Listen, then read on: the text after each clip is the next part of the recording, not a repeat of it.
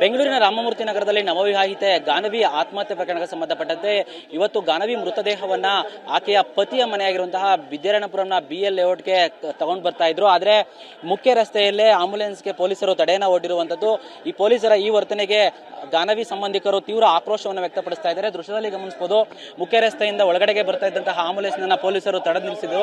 ಸದ್ಯಕ್ಕೆ ಪೊಲೀಸ್ನವರು ಮತ್ತು ಸಂಬಂಧಿಕರ ಮಧ್ಯೆ ತೀವ್ರವಾದಂತಹ ವಾಗ್ವಾದ ನಡೀತಾ ಇದೆ. ಯಾಕೆ ನಮ್ಮನ್ನ ಒಳಗಡೆ ಬಿಡ್ತಾ ಇಲ್ಲ, ನಾವ್ ಯಾವ ತಪ್ಪು ಮಾಡಿದೀವಿ, ಸತ್ತಿರೋದು ನಮ್ಮ ಮಗಳು, ಅವರ ಮನೆ ಮುಂದೆ ಹೋಗಿ ಪ್ರೊಟೆಸ್ಟ್ ಮಾಡಕ್ಕೆ ಏನ್ ಸಮಸ್ಯೆ, ಯಾಕೆ ಈ ತರ ಸಮಸ್ಯೆ ಮಾಡ್ತಾ ಇದ್ದೀರಾ, ಆರೋಪಿಗಳ 3 ಜನರು ಸಹ ಇನ್ನೂ ಸಹ ಅರೆಸ್ಟ್ ಮಾಡಿಲ್ಲ, ಹೀಗಾಗಿ ನಾವು ಪ್ರತಿಭಟನೆಯನ್ನ ಮಾಡ್ತಾ ಇದೀವಿ ಅಂತ ಅವರು ಆಕ್ರೋಶವನ್ನು ವ್ಯಕ್ತಪಡಿಸ್ತಾ ಇದ್ದಾರೆ. ಮತ್ತೊಂದು ಕಡೆ ಪೊಲೀಸ್ನವರು ಕಾನೂನು ಮತ್ತು ಸುವ್ಯವಸ್ಥೆಯನ್ನು ನೆಪವೊಡ್ಡಿ ಇಲ್ಲಿ ಪ್ರತಿಭಟನೆಗೆ ಅವಕಾಶವಿಲ್ಲ, ಈ ರೀತಿಯಾಗಿ ಪ್ರತಿಭಟನೆ ಮಾಡಬಾರ್ದು, ಮುಂಚಿತವಾಗಿ ಪರ್ಮಿಷನ್ ತಗೊಂಡಿಲ್ಲ ಅಂತ ಇನ್ನಿತರ ಕಾನೂನಿಗೆ ಸಂಬಂಧಪಟ್ಟಂತಹ ಒಂದಷ್ಟು ನೆಪಗಳನ್ನ ಒಡ್ಡಿ ಅವರಿಗೆ ಪ್ರತಿಭಟನೆಗೆ ತಡೆಯನ್ನ ಓಡ್ತಾ ಇದ್ದಾರೆ. ಜೊತೆಗೆ ಆಂಬುಲೆನ್ಸ್ ಡ್ರೈವರ್ ಮೂವ್ ಆದಾಗ ನೋಡಿದಾಗ ಆಂಬುಲೆನ್ಸ್ ಡ್ರೈವರ್ ಅನ್ನು ಸಹ ಕೆಳಗಡೆ ಇಳಿಸಿ ಪೊಲೀಸ್ನವರೇ ಆಂಬುಲೆನ್ಸ್ ನಲ್ಲಿ ಹತ್ತು ಕುಳಿತಿದ್ದಾರೆ. ಯಾವುದೇ ಕಾರಣಕ್ಕೂ ಸಹ ಆಂಬುಲೆನ್ಸ್ ಇಲ್ಲಿಂದ ಒಂದು 200 ಮೀಟರ್ ದೂರದಲ್ಲಿರುವಂತಹ ಮನೆಗೆ ಹೋಗಬಾರದು ಅಂತ ಪೊಲೀಸ್ನವರು ತಡೆಯನ್ನ ಒಡ್ಡಿದ್ದಾರೆ. ಸದ್ಯಕ್ಕೆ ಈಗ ಇಲ್ಲಿ ದೃಶ್ಯದಲ್ಲಿ ಗಮನಿಸಬಹುದು, ಸಂಬಂಧಿಕರು ಪೊಲೀಸರ ಜೊತೆ ವಾಗ್ವಾದವನ್ನ ನಡೆಸ್ತಾ ಇರುವಂತದ್ದು. ಇನ್ನು ಈ ಒಂದು ಘಟನೆಯಲ್ಲಿ ಸುಮಾರು 100ಕ್ಕೂ ಹೆಚ್ಚು ಜನರು ಭಾಗವಹಿಸಿರುವಂತದ್ದು. ಅಂದ್ರೆ 100ಕ್ಕೂ ಹೆಚ್ಚು ಜನರು ಸಂಬಂಧಿಕರು ಇಲ್ಲಿ ಬಂದು ಈಗ ಈ ರೀತಿಯಾಗಿ ಪ್ರತಿಭಟನೆಗೆ ಮುಂದಾಗಿದ್ದಾರೆ. ಸದ್ಯಕ್ಕೆ ನಮ್ಮ ಜೊತೆ ಒಬ್ಬರು ಸಂಬಂಧಿಕರು ಇದ್ದಾರೆ, ಅವ್ರನ್ನ ಮಾತಾಡ್ಸೋಣ. ಸರ್, ಈಗ ಪೊಲೀಸ್ನವರು ತಡೆ ಒಡ್ಡಿದ್ದಾರೆ ನಿಮ್ಮ ಪ್ರತಿಭಟನೆಗೆ, ಏನ್ ಹೇಳ್ತೀರಾ ಸರ್? ಅಲ್ಲ, ನಾವು ಇಲ್ಲಿ ಬರ್ತಾ ಇರೋದು ಪೊಲೀಸ್ ಅವ್ರಿಗೆ ಹೆಂಗ್ ಗೊತ್ತಾಯ್ತು ಅಂತಾನೆ ನಮ್ಗೆ ಗೊತ್ತಾಗ್ತಾ ಇಲ್ಲ. ಫಸ್ಟ್ ಆಫ್ ಆಲ್ ಇಲ್ಲಿ ಏನೋ ಆಗಿದೆ ಅನ್ನೋದು ಫಸ್ಟ್ ಗೊತ್ತಾಗ್ತಾ ಇದೆ. ಇವಾಗ ಆ ಮನೆ ಸೊಸೆಯನ್ನ ಕರ್ಕೊಂಡೋಗಿ ಆ ಮನೆಗೆ ಬಿಟ್ರೆ ಏನ್ ತಪ್ಪು?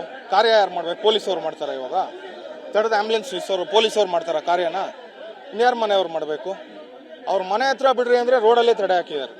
ಈಗ ನೀವು ಇವ್ರ ಮನೆ ಬಂದಿರೋ ಉದ್ದೇಶ ಏನ್ ಸರ್? ಗಂಡನ ಮನೆ ಇಲ್ಲ, ಅವರು ಒಂದು ಫೋನು ವರದಕ್ಷಿಣೆ ಕಿರುಕುಳ, ಒಂದು ಫ್ಯಾಮಿಲಿಯಲ್ಲಿ ಒಬ್ರು ಫೋನ್ ಎಲ್ಲ ಸ್ವಿಚ್ ಆಫ್, ಒಬ್ರು ಫೋನ್ ಹಚ್ತಾ ಇಲ್ಲ.